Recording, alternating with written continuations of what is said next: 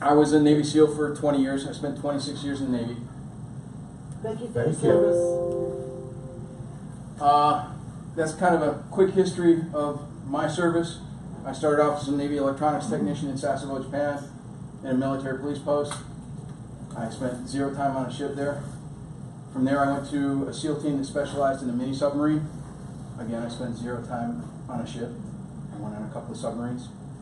After 26 years in the Navy, I have exactly 3 months and 19 days on board ship or submarine.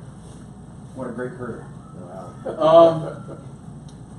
So when I was at the SEAL team the first time, I was fixing all their stuff and quickly learned that I didn't want to fix their stuff. I wanted to break it. And the CO happily sent me to training after that first electronics tour there. Came back to the SEAL and drove that little submarine right there. Oops, go back. Where's my pointer? You should know your equipment before you start using it. There, that little submarine. For about 8 years before moving on and getting waterlogged. Moved on to the military freefall school and became a military freefall instructor. Did that for 2 years, then got sent out to Hawaii, back to the SDV team, the mini sub. From there, went to the trade on the West Coast. They sent me to Africa for a while, where I was security for the Kenyan ambassador, along with teaching the Kenyan Navy how to run a small boat unit, because they didn't have any near-shore security. After that, I got sent to SEAL Team 1, did my tour over in Iraq there, and did some more personal security there.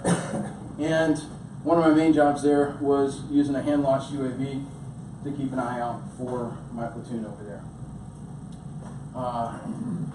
And then after SEAL Team 1, they sent me back to the freefall school as an instructor, where I did 6 years at the end of my career, jumping on airplanes 6 times a day. I left the military with 2,600 jumps. A lot of fun. I wouldn't jump out of a perfectly good airplane. There's no such thing. Every airplane out there has a squawk list. There's something wrong with it. I guarantee it. After retirement, I started working for Trident Group as an anti-piracy security guard. I'd fly over to the Middle East, jump on a ship, ride it for 30 days, keeping Somali pirates away, doing security training on board the ship, doing security training on shore, and then coming back home. The big blue ship there is a good example of what I've been riding for the past 4 years. In between ship trips, I was a realtor. Michelle and I got our licenses at the same time. I was part-time, she was full-time. I'd come home, get a couple of deals in the hopper, and she'd see them through escrow. And then I'd come home, get a couple more deals, and she'd see them through escrow. She's really good at the paperwork, I'm not. So, how does that relate to what I'm doing now?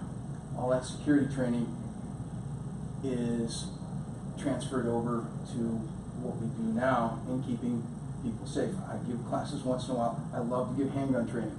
I'm going to divide this course into kind of 2 sections. One's going to be realtor safety, and the other one's going to be a little bit about handgun safety and how that applies to being a realtor, and what you can do to make yourself more comfortable with a firearm. First off, mindset. What kind of a mindset do you have as not just a realtor, but as a person? We're going to cover situational awareness, being aware of what's going around you, who's around you, what's around you. We'll cover that. Capabilities and limitations, what you're good at, what you're not, things to think about. And then what tools are available to you to make a plan and use that plan.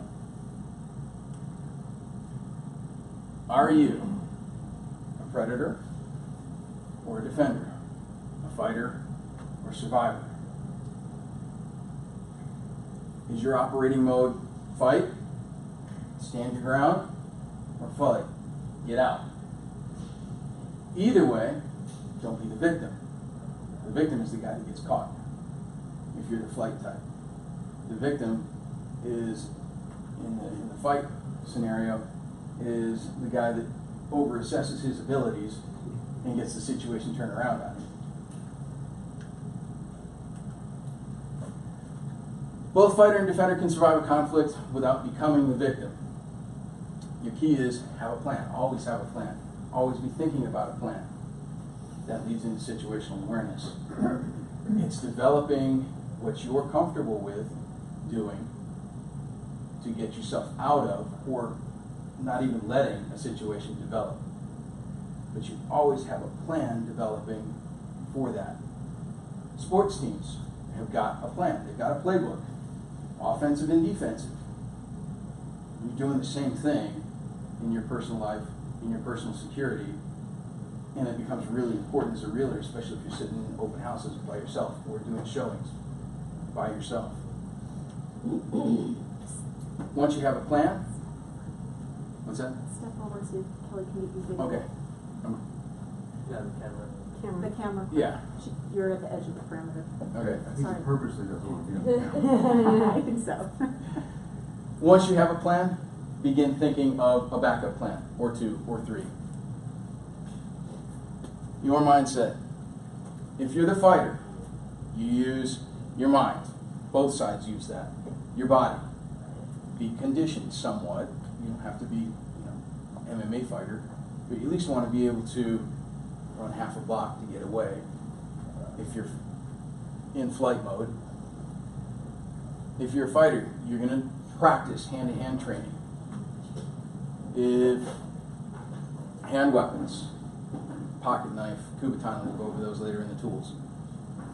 Or use of deadly force, having a firearm.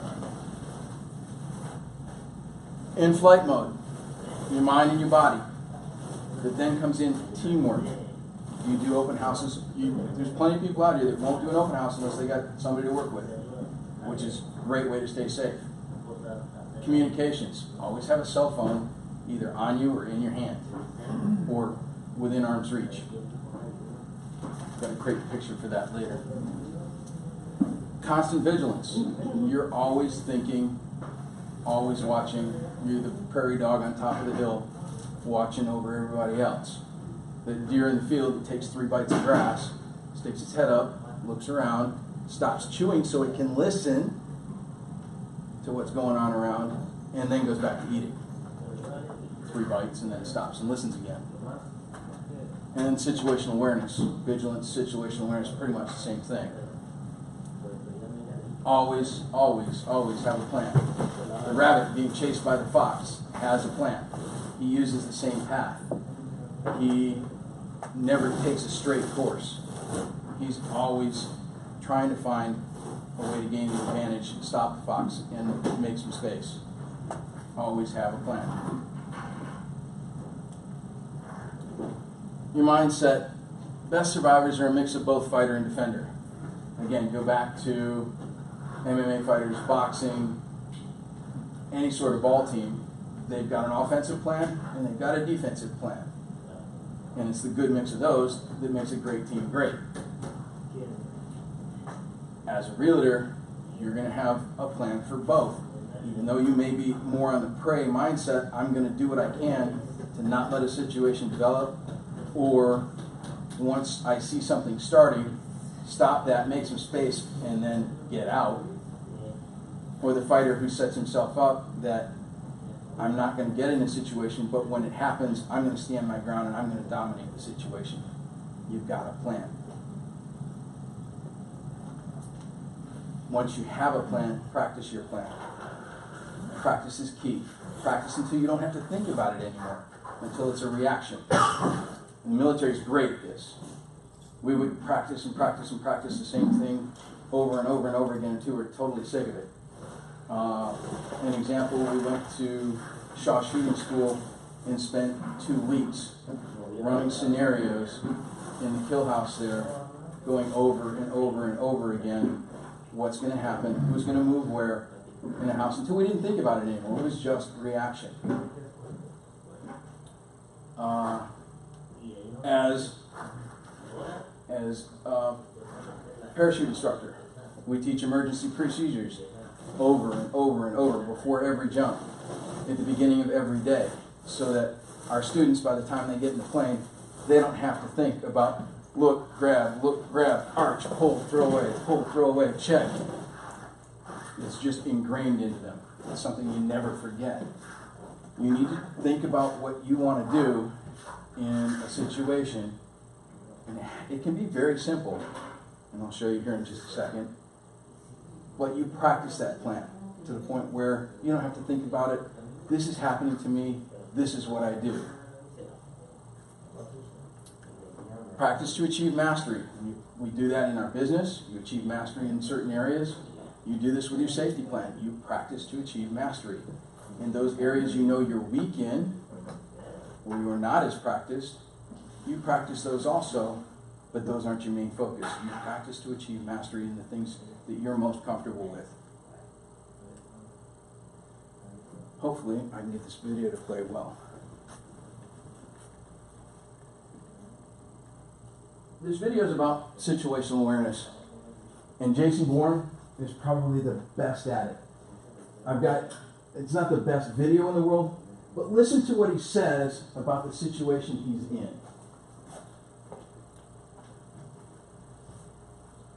I come in here, and the first thing I'm doing is I'm catching the sight lines and looking for an exit. I see the exit sign too. I'm not worried. I can tell you the license plate numbers of all 6 cars outside.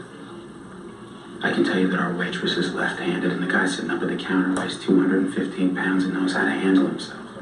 I know the best place to look for a gun is the cab of the gray truck outside. And at this altitude, I can run flat out for a half mile before my hands start shaking. And why would I know that? Now that is situational awareness. To know that the waitress that just served you uses her left hand. I aspire to be that good with my situational awareness. And I still go into a restaurant now, and I like to sit in a corner where I can see the door.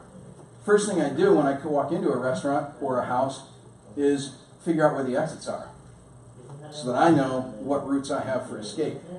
I don't want to fight. First thing I want to do is get the heck out. And there were several team bar fights. It's you create space and go. You don't stand and fight.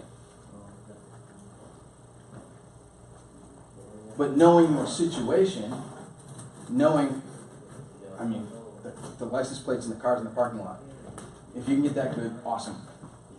But knowing what are the likely threats around you in a bar, in a house, that's the kind of situational awareness you want. Know your environment, who's with you, the what's, there's so many what's. You know, what's the route out? When? You know, when do you arrive? Do you arrive early? Do you arrive late? The where's, where's the exit? What's the route? The hows. How am I going to go through this house? Now the biggest thing here is the W's. There's a big why that seems to be missing. And why is a question of the past. Why is this happening to me? And in a situation, you don't want to be thinking why, because it's not going to help you. You need to be thinking about the now. How do I implement my plan to make space to get out of this situation? Once everything's over is when you get to think about why. Think about the now, what's happening now. How do I implement my plan to get out of this situation? And what's next? What happens next? I do this, this happens, what's my next move? Control your environment. Again, having a running plan. You start with your base plan, and it keeps moving. In the SEAL teams, we call it plan your dive, dive your plan, until something else happens. Always be asking, what if? What if this happens? What if that happens? Always be 2 or 3. It's like a chess game. Always be 2 or 3 what ifs down the road from your current situation.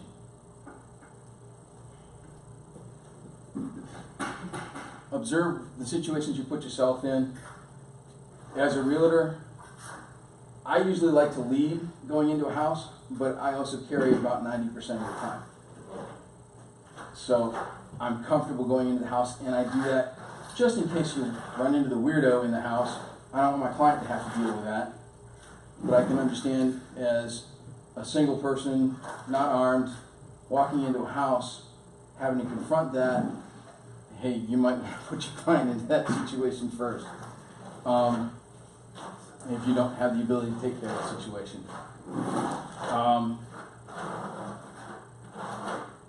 When you're in a house, lead from the rear. Hey, the bedrooms, let's go take a look at the bedroom.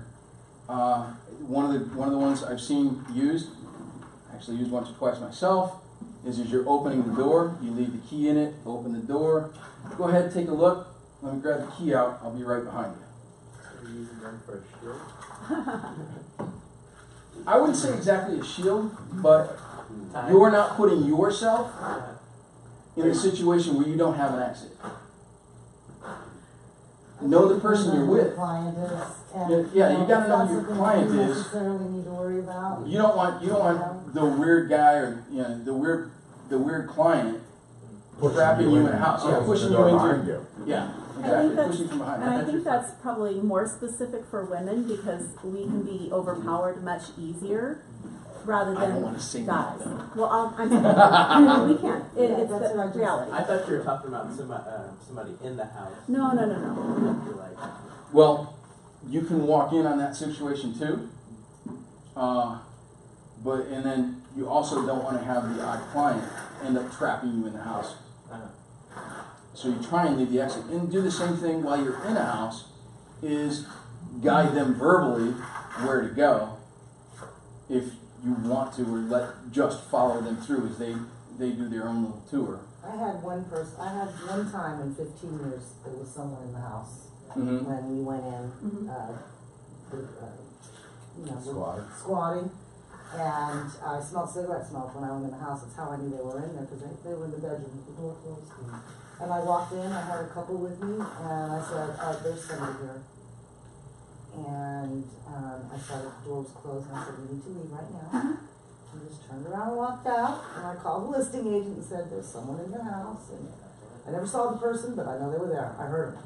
Now, already in our short experience in the industry, I have come upon a house, an occupied house that supposedly been cleared for a showing, and wasn't. We were already, the whole group was in before the homeowner showed up and said, "Hey, why are you here?" But at least they were open to it, and they said, "Okay, we'll just go put the dogs up and we'll go take a walk." I'm just glad that they weren't fidgety homeowners. And again, have a plan for the unexpected. Think about what might happen. That's in the military and in all of our operations, it was always contingency planning. At every phase of every operation, we always were told, think up 2 what-ifs for every situation that you're planning on, because no plan ever goes as planned. And you didn't mention the car parking. Oh, I think that's really important. Don't park in the driveway. yes. Park on the street. If I know somebody that parked in the driveway and something happened while they were in the house and the police came, and they wouldn't let them leave because they were parked in the driveway. You always want to leave 2 ways out for your car. Putting the car in the driveway, it's so easy to get blocked in. And that's one of those situations where if you got a client that makes you fidgety, that's the easiest way for them, if you're driving 2 separate cars, to trap you in a situation. It would be best not to park on the same side of the street as the house. You're less likely to get blocked in 2 ways. You don't want to park directly behind another car either if you have that opportunity.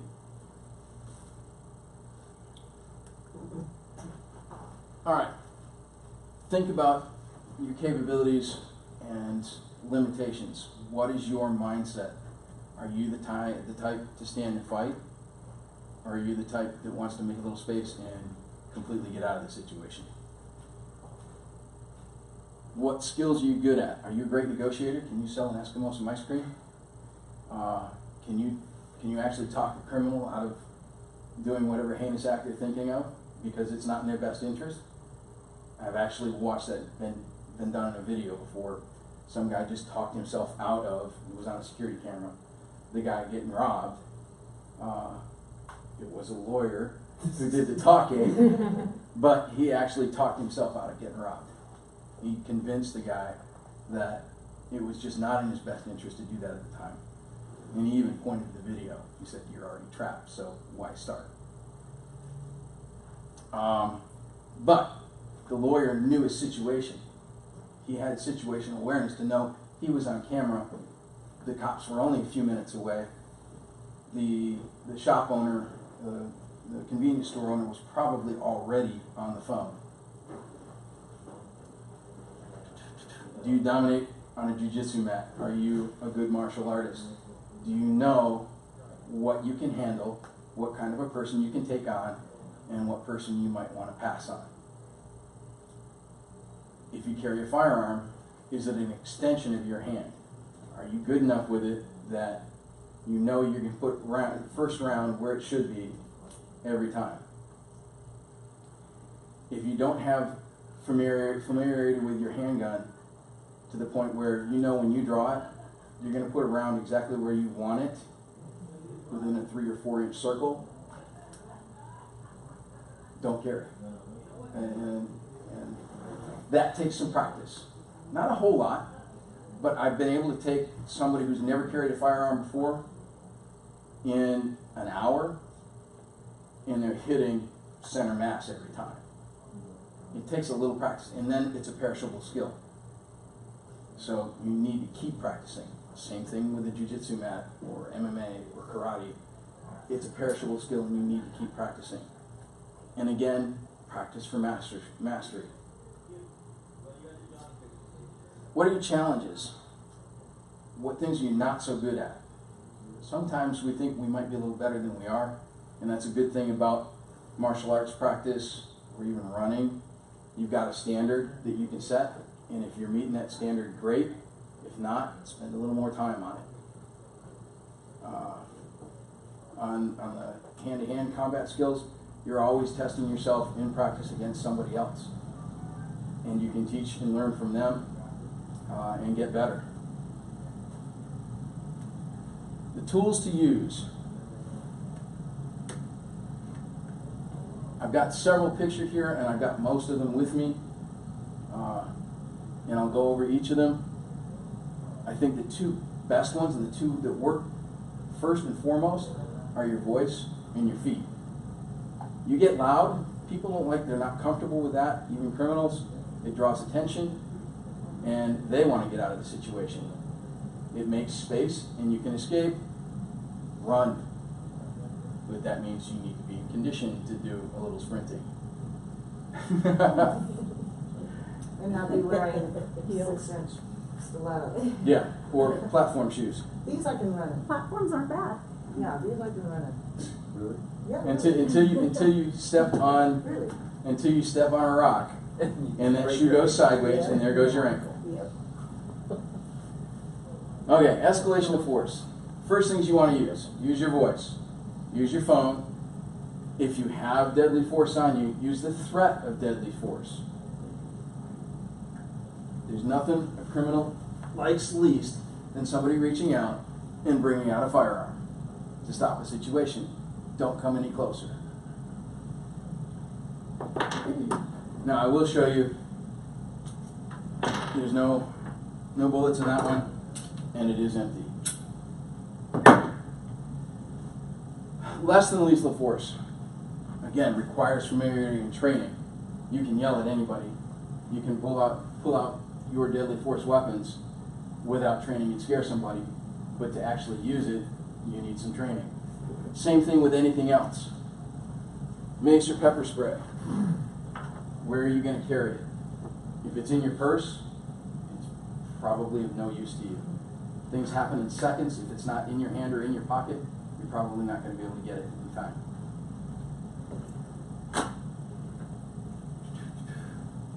One I like a lot is a bright flashlight. You did exactly what I wanted you to do. This light hit your eyes, what did you do? I blinked and backed up. You closed your eyes. What does that give me? Time. Time. You stop, I move. Now this particular flashlight has got a really sharp serrated edge around it, so now it becomes a hand weapon. Once I've blinded you and stopped you, I can close the space and start making marks in your head if I'm the aggressor. Or if you're behind me, and I'll use the Kubaton for this move, I can do the same move I can do with a Kubaton, is round on you. First you get a hit with the elbow, and then a hit with whatever your hand weapon is. What kind of flashlight is that? This one, Just Surefire, 200 lumen, smoke. 200 candle power. It is bright enough that from 2,000 feet it can put a bright spot on the ground. It's quite a bright flashlight. Anything above, and they got plenty of them now, anything above about 200 candle power is going to nearly blind you momentarily. The other one I like to use is, this is a high-powered laser. This is actually a pretty dangerous laser when it comes to eye safety. It's a 1,000 milliwatt blue laser, and it will actually burn out your parts of your retina if you were to get this straight in the eye. And it's focusable, so I can. How long do you have to shine your eye for that to cause damage? When it's concentrated like this, it would be almost instant damage. What about skin? Does that do anything with skin? I can light brown paper with this laser. We have actually tested that. When he first got it, our kids, we took paper out and we tested it. It actually leaves marks. White paper doesn't, it reflects so much that it actually reflects enough energy it doesn't burn. But anything brown, and you don't want to shine this on your hand, it'll actually burn your hand. Yeah. Yeah, I've seen those advertised. I always wondered if they work. This I use this on ship to warn away pirates at night. You could see them on the radar, but I couldn't see them by eye. You give them a spot on the laser, and all of a sudden either lights come on or the boat turns away. In a personal defense, these are nice to have because this will blind your opposer, and then you've got a nice hand weapon too. Who's that guy serrated? This one does not. There are ones that are made. I saw in the magazines and online recently that they are starting to make these with a serrated edge around the front. And you don't need a license or anything? No, doesn't require a license at all. How much those go for approximately? This one I bought at the time for $85, and they're down to about $65 right now. Wow. So for $65 you can blind somebody. I hate to see the wrong person get a hold of that. These are the kinds of lasers that they're having trouble with pilots, people on the ground shining airplanes. It hits the windows of a cockpit.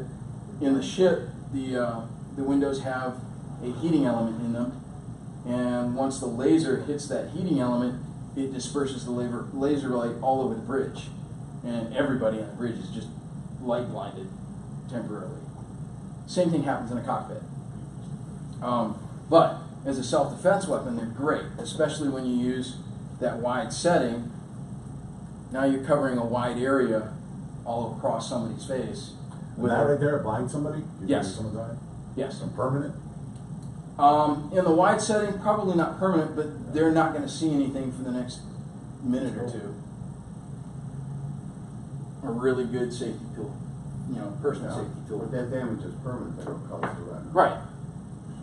Kind of like, it can cause permanent damage, especially when you've got it focused down. If you were to catch that in somebody's eye, you will permanently damage their eye. On the wider stream, maybe not damage their eye, but you're going to blind them for at least a couple of minutes. Does that have a specific name, that laser? 1,000 milliwatt laser. And they come in blue, green, red, white, infrared. Anyone? Let's see, we've gone through, the old pocket knife.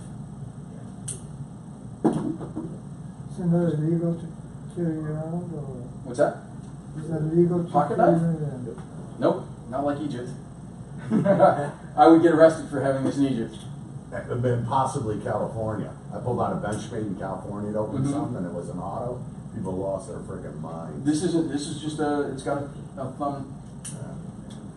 It keeps it legal pretty much anywhere as long as it's 2.5 inches or less.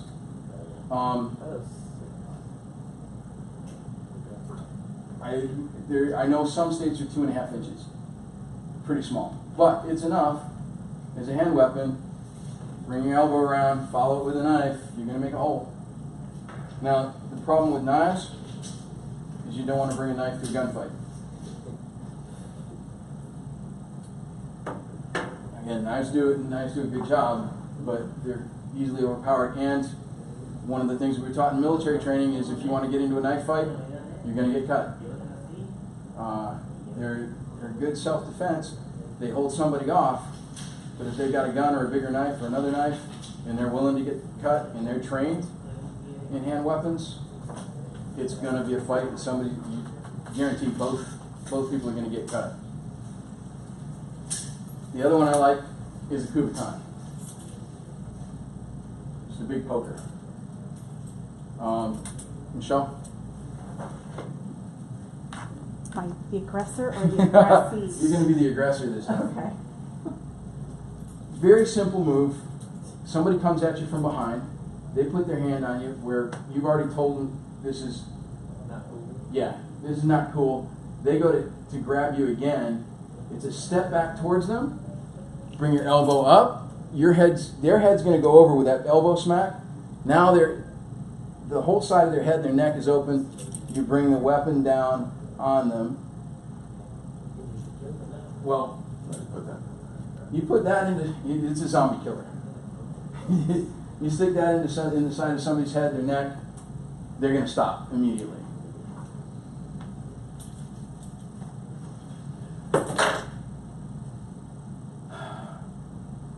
So you've got a whole arsenal of things you can choose to use. What's that? Where do you get one of those? Walmart, $10.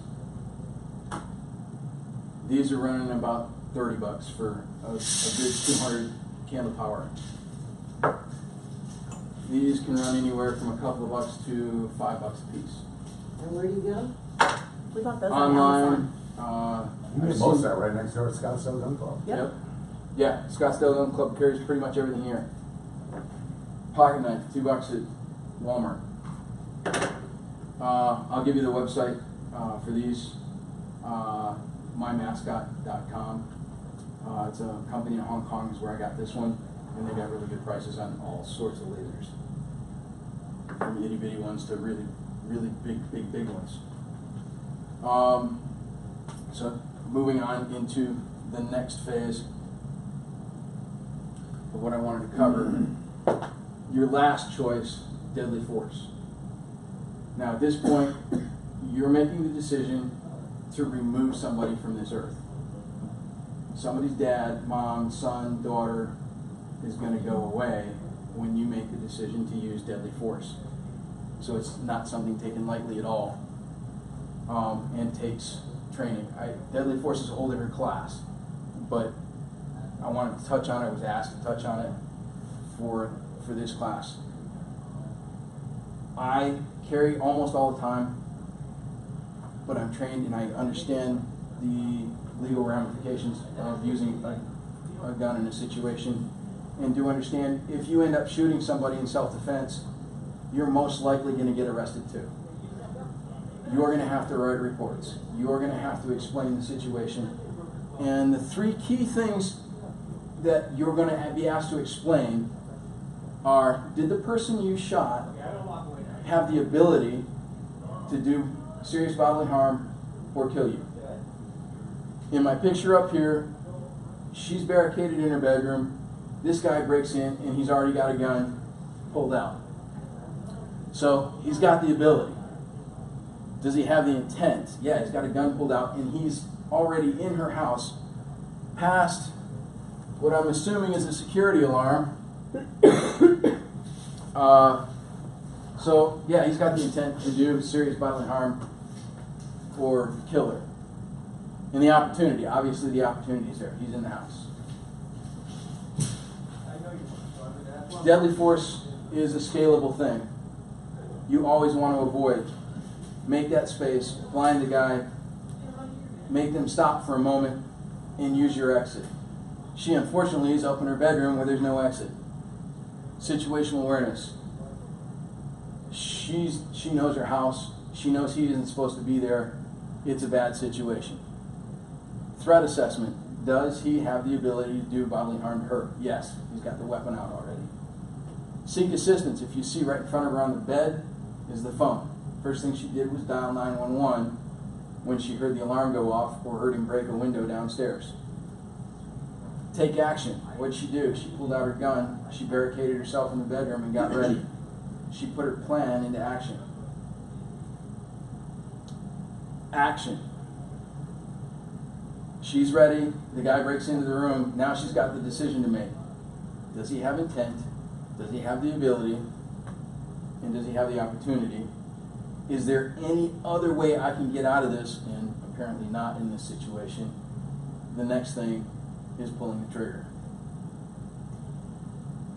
Now, when it comes to marksmanship, is she? Oh, the other thing she's got is she's got that bright flashlight on her weapon.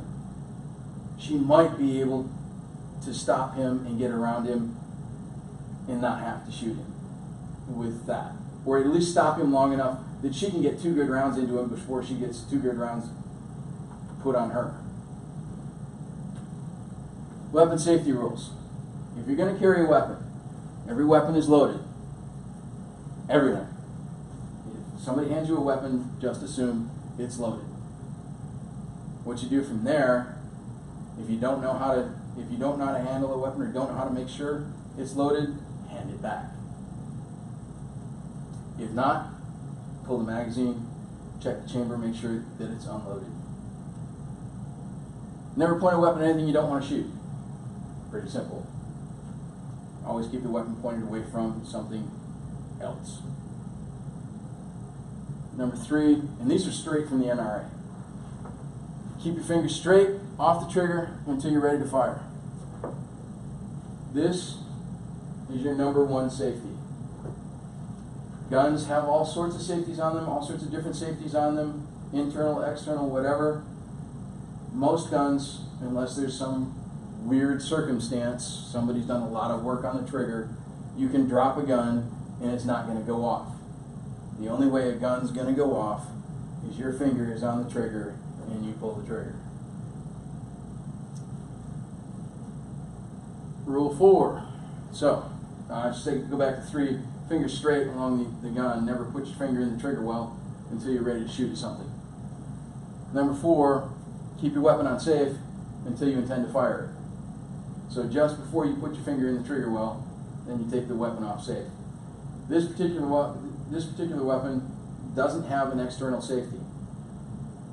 The hammer, the part that sends the pin forward into the bullet and fires the bullet, is mostly internal and is cocked through your pulling the trigger. As you pull the trigger back, the hammer comes back, and as the trigger snaps, it sends the hammer forward, shooting the bullet. That's the safety with this and your finger. There is no other safety on this gun. Question? How about warning shots? If you shoot, I know it could come back to you, but Let's go back to our picture here. Warning shots. Oh. Warning shots. The question was warning shots. What about warning shots? If she takes 2 shots intentionally not at this guy, he's now got the opportunity and the drop on her to take 2 good shots at her. Warning shots are just not a good idea. Where are those shots going to go? how about tasers? Tasers. Then you gotta get close enough to Yep. them. That's unless you've got the type of taser that shoots 15 feet out. You need to be in hand combat range, and that's easy to take out of somebody's hands. I've done it before. I was outside my apartment in San Diego. A guy runs up to me with his taser. The first thing I did was take the taser out of his hand. And even if somebody's got like on a thick jacket like that, they may not penetrate it. Exactly. Exactly. And 2 drawbacks to both mace or pepper spray and tasers is you can train to defeat them. As in the military, they were constantly using CS gas, which is a military version of pepper spray, or pepper powder. They're constantly using that on us in training. We got used to having our eyes water, having our nose constantly running, our face burning, our hands burning. We just operated through it. Criminals can do the same thing. A taser, they tased us in training. After that initial shock, you can gut through the rest of it and still function. Could you muscle through those ones that they hit you with? The higher powered ones, the most expensive Yeah. ones, no, they actually lock your body up. But the over the counter normal taser, Yeah. the initial shock is yeah. But after that, it's like, okay, yeah, I've had enough. So you either got to be a Navy SEAL or high on something. Right? One of the two. I have watched a guy get tased that was on PCP, and a guy that's on PCP, nothing affects them. Nothing. Yeah. They don't feel pain. So hand weapons like that, knives, kubatons, tasers, mace, they're good in the moment if you know what you're doing with them, but you still have to be close enough to be in hand-to-hand combat. And if you're not comfortable with hand-to-hand combat, tasers and hand weapons are probably not the better choice for you. You know what, if you're in a deadly situation, why would you ever go for second best, right? That's what I say. Yeah. Yeah, okay. And again, like the guy that approached me Yeah. in my parking lot in San Diego, the first thing I did was take his Yeah. non-lethal weapon away. Oops. Exactly. Now, he didn't know I had the training I had at the Yeah. time. That's still one of the reasons so you don't want to be messing with anybody. Right. I mean, Well, you you got don't guys, know. for Navy SEALs or everyone who's doing MMA, a 130-pound guy Right. beats the crap out of a 300-pound guy now, right? A taser is not an offensive weapon. It's something that you're going to pull out of your pocket and create space. It's like the flashlight or the laser. It gives a momentary shock enough for you to maybe get away. Right. The taser and mace are not my highest recommendations for things to carry because you need to be close and they're just an easy thing to take away from you. Whereas a kubaton, you've got a good grip on this. It's in your hand. It's a very sharp weapon or a pocket knife You can pass that's it around. going. Yeah, I will. In fact, if you'll start passing forward some business cards, I'm going to give these away. Not the guns. Oh, wait a minute. That's not right. Okay, so putting a bullet on target. First and foremost is stance. It's the foundation of your shooting structure. Okay. Thank you. Everyone's in here? That's right. Put them in your pocket, turn it on. There are two types of stances. Two types of stances most commonly used. I'll cover those in a second. The grip on your weapon. Now, contrary to popular belief, you don't need to have an iron grip on your weapon. You can hold a weapon very lightly and still control that weapon very well. Just enough grip to keep the weapon in your hand when it goes off, instead of flipping out and hitting you in the forehead. Trigger control and breathing. One of the biggest mistakes I see, you see it all the time in the movies, is the guy that sticks his finger through the trigger well and is all the way down here on the weapon. And I'll teach you the proper way in a second. But I see that so many times in the movie and I cringe. Sight alignment, sight picture. And it's probably the most under-taught thing in weapons classes that I've seen. It's probably the most important part of putting a bullet where you want it. So stance, again, the two types. The Weaver stance. I'm going to use Michelle's favorite weapon, and I'm going to point it at the empty door. Weaver stance, 1 foot in front of the other, toes pointed at the target, hips square to the target, You bring both hands up at the same time, pushing the weapon out in front of you. You have your trigger hand with your finger pointed at the target. Your other hand, I'll cover grip in a second, but now you've got your offhand locked out, a little bit of bend for shock absorption in your trigger hand, and you're using sight alignment and sight picture. But the stance is like a basketball stance or a sports stance. You're ready to take anything. You've got your weapon in here. Now it can become a blunt force instrument if they get too close. It's very stable. Somebody can come and push you in this position and you're not going to get pushed off balance. The other stance is more of a target shooting stance. They call it the isosceles triangle or the isosceles stance.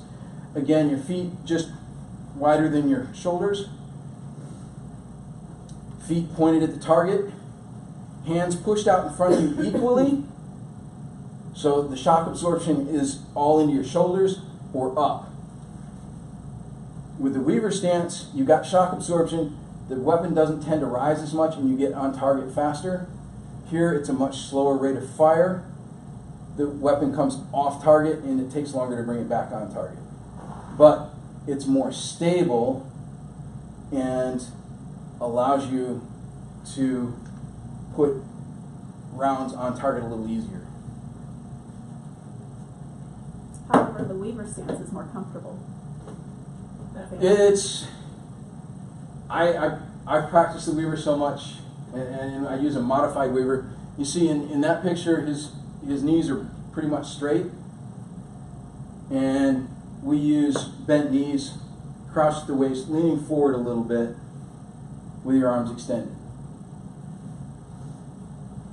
Much more ready stance. Grip. Up here in after class, come up and take a look.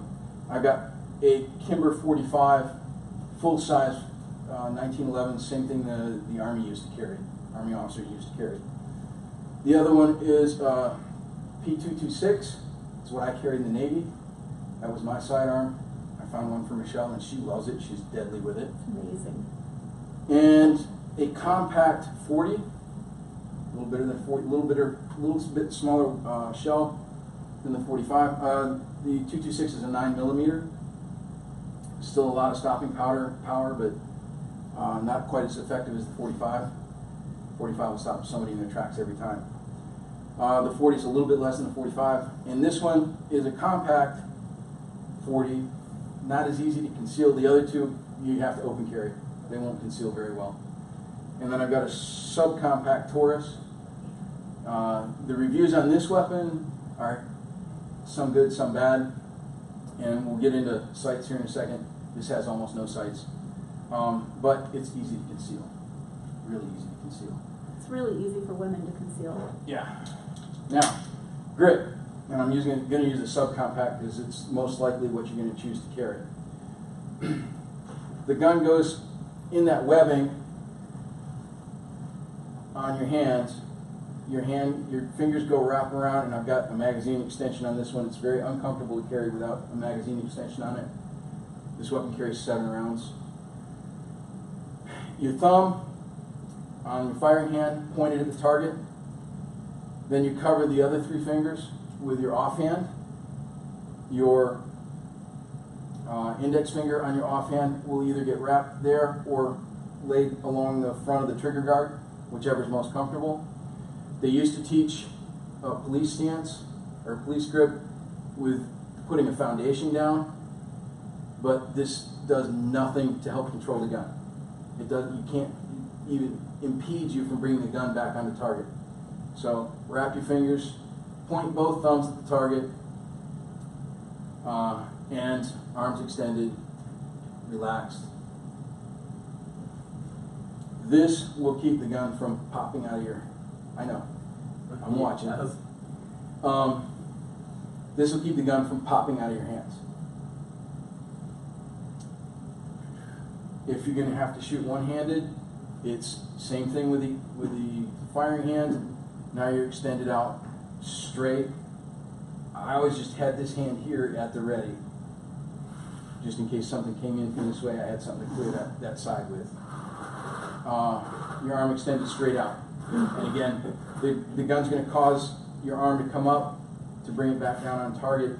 You've got to consciously bring the gun back down. Firm, but not iron grip on the weapon.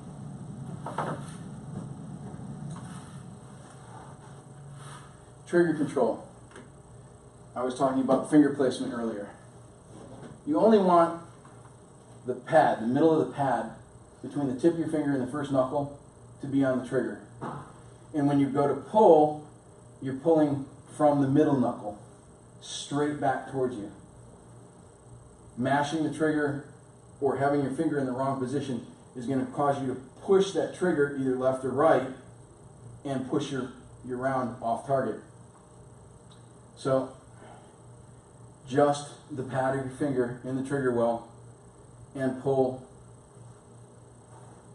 with this knuckle straight back. I always get somebody to jump that way. But that's good. You want every round to be a surprise. And we'll talk about that in a second. Breathing. Relaxed shooting and combat shooting are really similar. It's controlled breathing.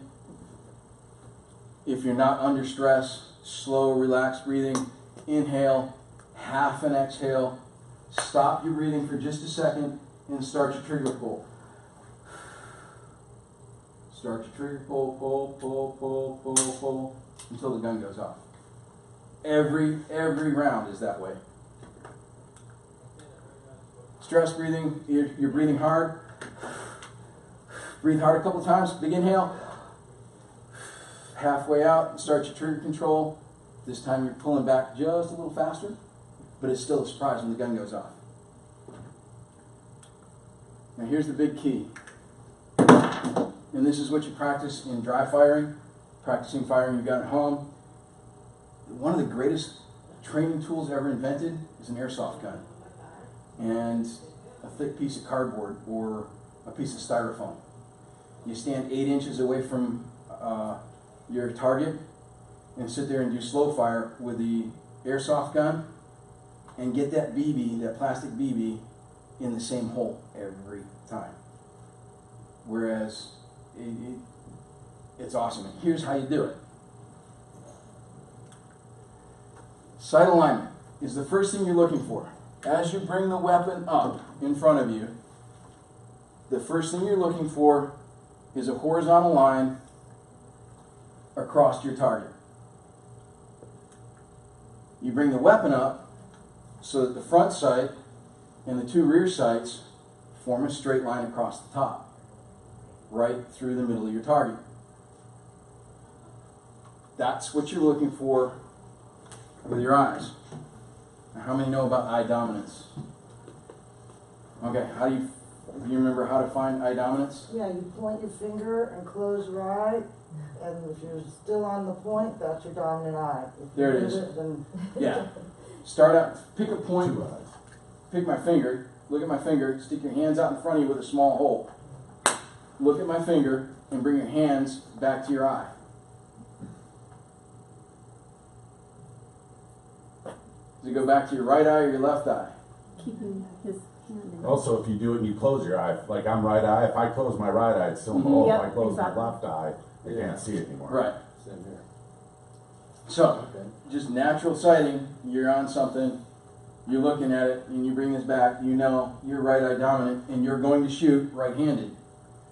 If you're left eye dominant, you're going to shoot left-handed. It's much easier to teach somebody to shoot to their dominant eye than it is to try and teach somebody to change their dominant eye. You know, if you're left eye dominant and trying to shoot right, you're having to lay your head over and you never get a good sight alignment and sight picture. And it's harder to teach somebody to use their non-dominant eye. In other words, shoot right-eyed with a left-eyed shooter. It's much easier to teach somebody to shoot left-handed. So they It didn't is. teach you to use both eyes though, in case one eye gets dirt. Yes. And Lone Survivor. That movie, one of the guys had his eye taken out, and it was his dominant eye. He fought the rest of that firefight on his offhand and off eye. But we practice that. And when you become proficient with your dominant eye, you start to practice offhand shooting and off eye shooting. Our son is left-handed, and he's taught him to shoot both sides, just partly for our convenience and for what's good for him. Tanner, my son, likes to shoot right-handed. He is left eye dominant, and he actually became a much better shot left-handed than he was right-handed, but he's more comfortable shooting right-handed. And kids will switch eye dominance quite a bit. They do. They can, yes. Like, Yeah. It's easier for a young kid to learn a different eye dominance than an adult. You're set in your ways. Yeah. All right. So now we've got that horizontal line, everything lined up across the top of the weapon. The next thing is front sight focus. What are you focusing on? And it's that front sight post, that dot in the center. Your focus, your clear spot is always that front post. So now you have sight alignment, front sight focus, add sight picture. A fuzzy target in the background. Your eye will automatically put what the center of what you want to hit in the center of that sight picture. Your eye will line that up for you. The brain does it for you. You have to maintain front sight focus. This white dot right there, your brain will automatically put center mass, or in the center of your target. On an actual gun, I like this picture because it shows the fuzzy target, the nice clear circle, and the rear of the weapon still not being focused. There are two schools of thought on where to put that front sight. Whether you put that front sight, what they call, here's your front sight, and there's your target, a lollipop on top of it, or you cover half of the target with that front sight post. It's a preference on how you're going to hold your hands and hold your weapon, on which one you'll use, either the lollipop or the half method. And when you get to a range, that's when you figure that out, what works best for you.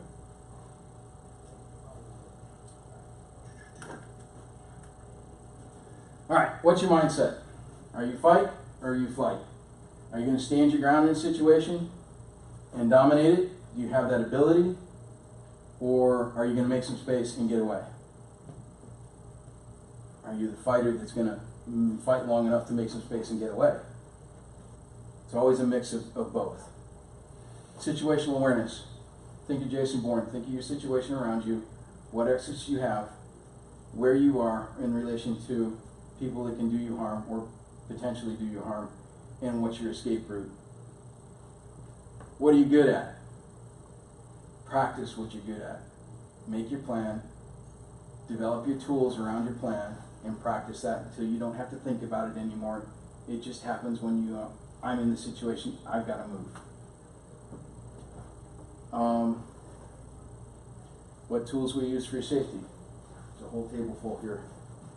Pick something, practice with it, use it. In basic firearm safety, principles of marksmanship, every gun is always loaded, never point at anything you don't want to hit. Never put your finger on the trigger until you're ready to shoot. And why is the fourth one escaping me now? Know your target beyond. What's that? Know your target beyond. Yes. All right. And then the pillar of the principles of marksmanship, stance. Have a good stance.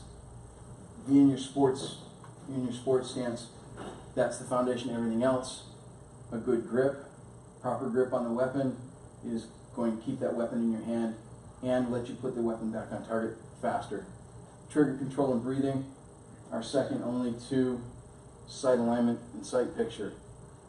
If you practice nothing else at home with your weapon, dry firing, sight alignment, and sight picture, I literally would practice out on ship in my room with a pencil in the barrel a couple inches from the wall, making sure that the pencil went to the same mark every time, dry firing the weapon, using sight alignment and sight picture only.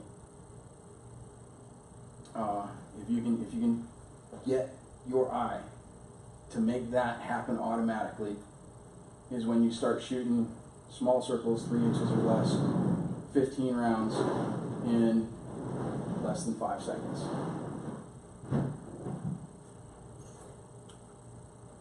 Someone hands you a gun, is it loaded? Always. Always. Never a question. Okay. Any other questions? Well, that concludes it. Yes? Could you email us the slideshow of, is it possible? I'd rather not. That's proprietary. The slideshow itself. That's fine. Now I do offer one-on-one weapons training if you want some, or personal safety classes with any one of these particular weapons. And we'll get Or with my their own own, group. or What's their that? own weapon. Yeah. Yeah. Yeah, with handguns, I prefer that if you're a never ever or not familiar with handguns and want to purchase one, let's spend some time at a range trying different guns and see what fits your hand best. It's definitely a personal preference. This one feels good, this one doesn't. Everybody's different. Trigger lengths are different. Do you want a double action gun? One of the things again, this is 2 different classes trying to be packed into one. One of the things I wanted to go over, I described how this one has no external safeties on it. Little older designs, there's an external safety, a thumb safety. Up, it locks the slide, it can't move. Down,